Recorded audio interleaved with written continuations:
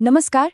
कभी सोचा है कि एक ही इंटरनेट कनेक्शन पर हमारा कंप्यूटर एक ही टाइम पर वीडियो भी स्ट्रीम कर रहा है, ईमेल भी भेज रहा है और हम वेबसाइटें भी ब्राउज कर रहे हैं? ये सब एक साथ कैसे हो जाता है? ये कोई जादू नहीं है। आज हम इसी के पीछे की तकनीक को समझने वाले हैं, जिसे कहते हैं नेटवर्किंग पोर्ट्स। तो चलिए एक सवाल से शुरू करते हैं। सोचिए, एक सर्वर है जिसका सिर्फ एक ही आईपी एड्रेस होता है, ठीक? अब सवाल ये है कि वो एक ही पते पर एक वेबसाइट भी चला रहा है, एक डेटाबेस भी मैनेज कर रहा है और साथ में रिमोट एक्सेस भी दे रहा है। ये सब एक साथ कैसे मुमकिन है? सर्वर को ये कैसे पता चलता है कि कौन सी रिक्वेस्ट वेबसाइट के लिए है और कौन सी डेटाबेस के लिए? तो ये जो पहेली है ना, इसका जवाब असल में बहुत ही आसान है।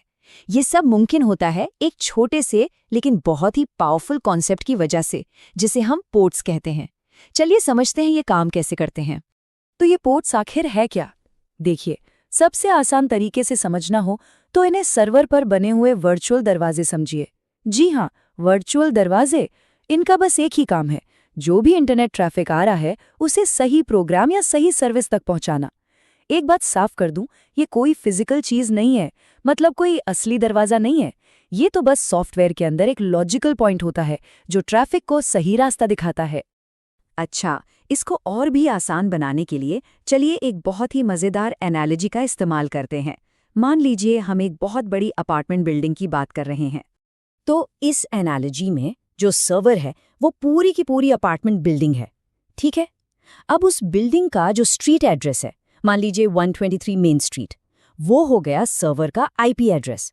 और उस बिल्डिंग के अंदर जो अलग अलग फ्लैट्स हैं जिनके अपने अपने नंबर होते हैं, जैसे फ्लैट नंबर 80 या फ्लैट नंबर 443, बस वही है नेटवर्किंग पोर्ट्स।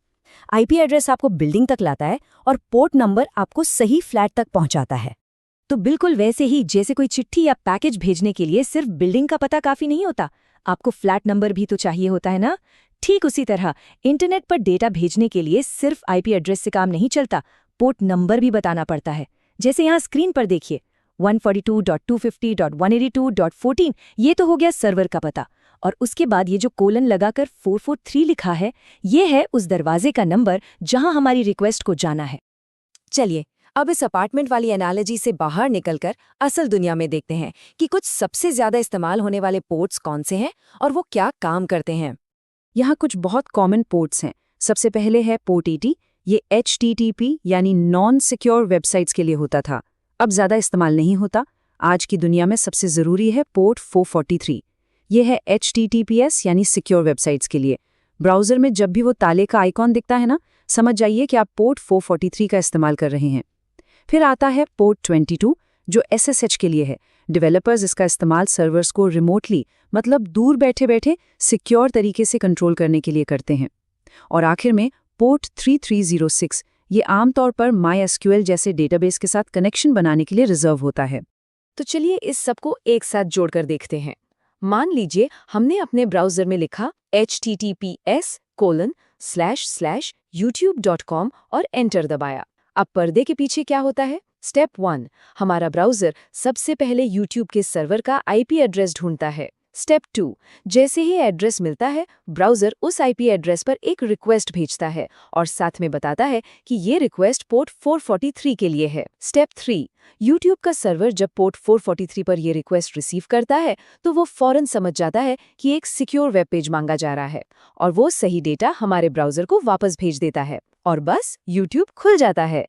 और देखिए, ये कहानी सिर्फ वेबसाइट खोलने तक ही खत्म नहीं होती।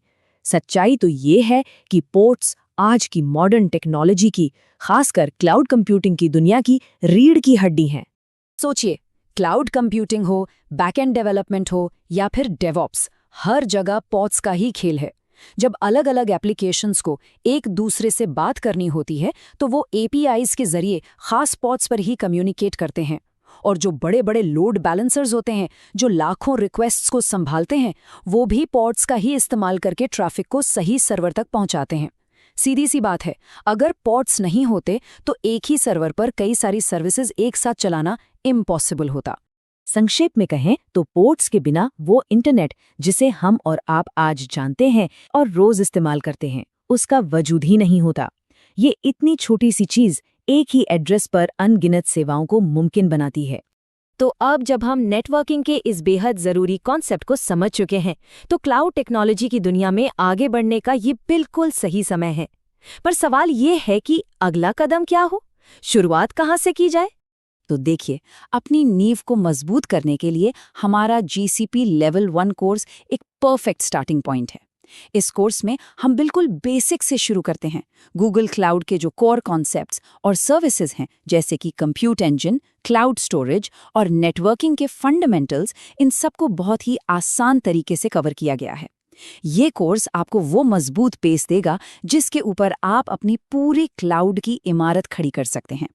और एक बार जब आपकी नींव मजबूत हो जाए, तब आप आगे बढ़ सकते हैं हमारे GCP लेवल 2 कोर्स के साथ। ये कोर्स आपको थियोरी से निकालकर असली दुनिया में ले जाएगा।